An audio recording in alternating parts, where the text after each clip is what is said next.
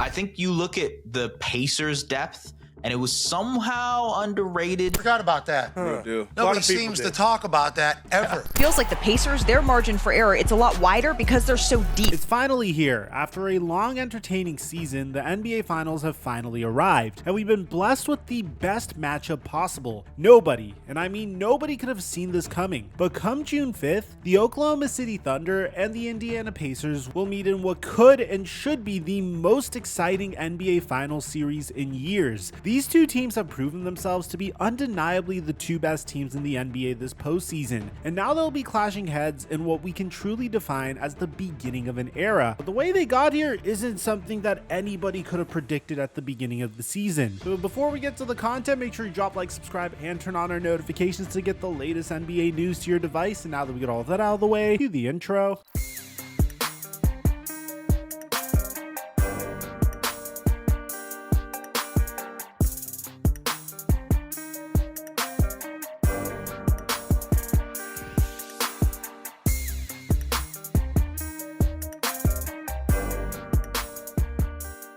Mic check 1 2 1 2. What's going on, everybody? All season long, the Oklahoma City Thunder were the most dominant team in basketball. They finished the regular season with a 68-14 record. Shai Gilgeous-Alexander was named the league MVP after a historic season, and it seemed like nobody could beat them. Well, once we got to the playoffs, that statement held true. Oklahoma City matched up against Ja Morant and the Memphis Grizzlies in the first round, and it didn't even look like these two teams were in the same league, as the Thunder swept them without any issue. Then in the second round, we saw a matchup between two MVP favorites. The MVP race this season between Shai Gilgeous-Alexander and Nikola Jokic was one for the ages, and fans expected the same out of the second round series between the OKC Thunder and the Denver Nuggets, and those fans got exactly what they wanted. In an intense 7-game series, the Thunder would end up advancing to the Western Conference Finals after a dominant Game 7, where they once again looked absolutely unstoppable. Then in the Western Conference Finals, in what was projected to be a tight-knit matchup between two young superstar guards in Shai Gilgeous-Alexander and Anthony Edwards, OKC made Minnesota look like a G League team in a 5-game slaughter. The Thunder are a special team, and it would take an even more special team to beat them 4 times in 7 games. And unfortunately for OKC, Pacers very well may be that team.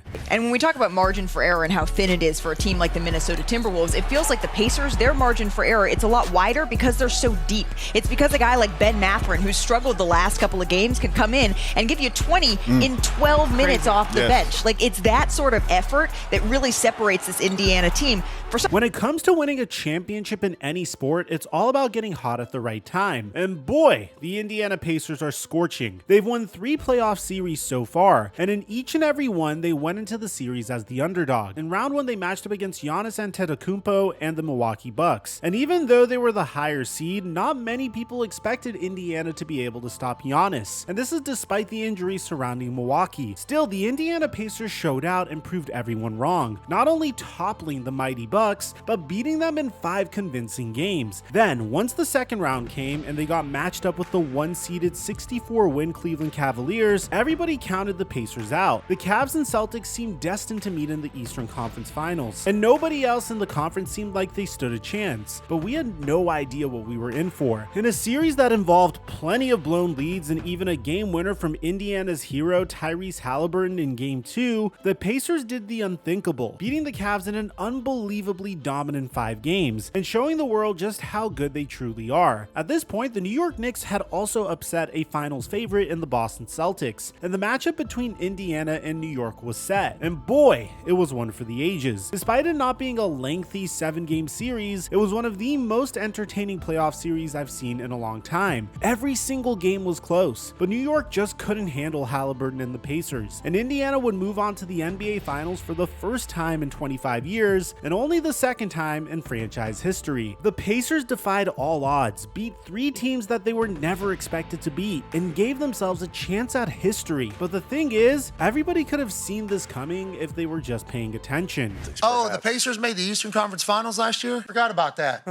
Nobody seems to talk about that ever. For the last 2 seasons, outside of maybe the Boston Celtics because of their championship last year, the Indiana Pacers have been the best and most consistent team in the Eastern Conference, and everybody seems to undermine that. The Pacers made it all the way to the Eastern Conference Finals last year, and all they did was get better. They started off slow this season, but since the NBA Cup in December, there have only been 2 teams that have won 50 games between the regular season and playoffs, and one of those teams is the Indiana Pacers. The other, the Oklahoma City Thunder. It's beyond clear that these 2 teams were destined to meet in the finals all along, but if you're still not convinced that it will be a good matchup, let me give you a few more reasons. First and foremost, and this alone should be more than enough to convince you, over the last 2 years in the playoffs, the Indiana Pacers have had the #1 offense, and the Thunder have had the #1 defense. I mean, on the surface, that's a recipe for an entertaining series if I've ever seen one, but it goes much deeper than that. Their playstyles are so unbelievably similar, and this is going to lead to some super intense chess matches between head coaches Mark Daigneault and Rick Carlisle. In this year's playoffs, the Indiana Pacers and Oklahoma City Thunder are both top 3 in the league in pace of play, with only the Memphis Grizzlies ahead of them. However, Memphis only played 4 games, and despite them playing slightly faster than OKC and Indy, the 2 finals teams are scoring almost 20 more points per game than Memphis did in those 4 games. OKC and Indiana play with speed, they play with aggressiveness, and the difference between them and the rest of the league in that matter is the fact that they both do it efficiently. Even in their games against each other in the regular season, you could see how similarly they play. In the second quarter of their matchup in March, the Oklahoma City Thunder are going to run a simple yet unbelievably effective play to get an easy bucket.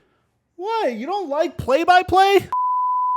Cason Wallace is going to dribble the ball up the court and act like he's completely out of the play once he gets in the half court, giving the ball to a rapping Shea at the top of the key. Wallace is then going to fake a screen on Shea's man, Aaron Nesmith, before slipping said screen and cutting to the basket with nobody behind him. There are 2 reasons that this worked. 1, Shea is such an intimidating presence up top that he requires so much attention, and 2, Tyrese Halliburton looked to switch with Nesmith before Wallace even hit him, so his eyes were completely off of his matchup, and it turned into a clear lane to the basket. Now, the reason that I chose to show you this specific play was because Indiana happened to run something very similar later in the game. The Pacers run a different set here, but the intention was exactly the same as OKC's play earlier in the game. Indiana is a team that loves to confuse you and outwork you. They have a ton of motion off the ball, and this play is no different. Ben Shepherd starts the play by getting Obi Toppin the ball on the right wing before motioning over to the corner. Toppin then proceeds to dribble toward the top of the key, where it looks like he's going to practically hand the ball off to a rapping Jarace Walker to create speed against Dylan Jones, who would immediately be hit by an Obi Toppin screen, which would give Walker an easy bucket. Instead, Toppin fakes the dribble handoff, but at this point, on the bottom of your screen, Andrew Nembhard is going to fake like he's getting a dribble handoff from Toppin, and instead juke Shea out of his shoes to get an easy layup off the back cut. All of that motion confused the defense, and it caught Shai Gilgeous-Alexander off guard, and created an opportunity for Andrew Nembhard to use that leverage to cut to the basket for an easy bucket, just like Cason Wallace did earlier. This is just one example of how similar they are and how well they match up. But outside of their pace, I think the biggest similarity between the 2 teams is their depth. I think you look at the Pacers' depth, and it was somehow underrated in this series because I thought Ben Mathurin had a really great game, 19 points. Most of that was in the second half. Again, forcing it in transition allows these guys to thrive. They just find answers. I mean, both of these teams have guys on their bench who can take over and win you a game. Oklahoma City has guys like Cason Wallace, Isaiah Joe, Aaron Wiggins, and even Alex Caruso as guys who can take over when needed. On the other side of things, Indiana has guys like Andrew Nembhard, Ben Shepherd, Benedict Mathurin, and especially TJ McConnell who can do the same. And that's on top of guys like Jalen Williams, Chet Holmgren, Aaron Nesmith, Obi Toppin, and Pascal Siakam. And then, of course, the matchup between our stars. Shai Gilgeous-Alexander and Tyrese Halliburton have done a fantastic job leading their respective teams this season. And you know what's so funny about that? Paul George is the reason that both of these teams even have those guys. The final series is the closest that Paul George will ever get to a ring, because these 2 teams literally built their teams on the back of trading him. When Indiana first traded Paul George to the OKC Thunder, they got back Victor Oladipo and Domantas Sabonis. And of course, Sabonis would end up getting traded to the Sacramento Kings Kings for Tyrese Halliburton. And then you all know what OKC got back when they traded Paul George to the Clippers. We have a completely separate video on it, and I'll leave that in the end screen. It's kind of crazy how similar these teams' upbringings have been, on top of their play styles, and now they're going to be competing for history. If the Oklahoma City Thunder win this series, it'll be their first championship in nearly 50 years, when they were still the Seattle Supersonics. On the other hand, Indiana has a chance to win their first ever championship after failing through the Reggie Miller years and the Paul George Roy Hibbert years of the early 2010s. On top of that, the only three players who wouldn't be getting their first championship with a victory would be Pascal Siakam, who won with the Raptors in 2019, Alex Caruso, who won with the Lakers in 2020, and it totally counts! And of course, Thomas Bryant, who won with the Nuggets in 2023 and isn't even in the Pacers rotation anymore. Everyone else on either team would be winning their first championship, and that's very exciting to say the least. Regardless of who wins, history will be made, and it will be made in the most entertaining way possible. So let me know in the comment section down below, who is going to win the series in how many games? I'd like to hear what you have to say. Aside from that, I'm your boy Mike, and I'm dropping our mic until our next upload.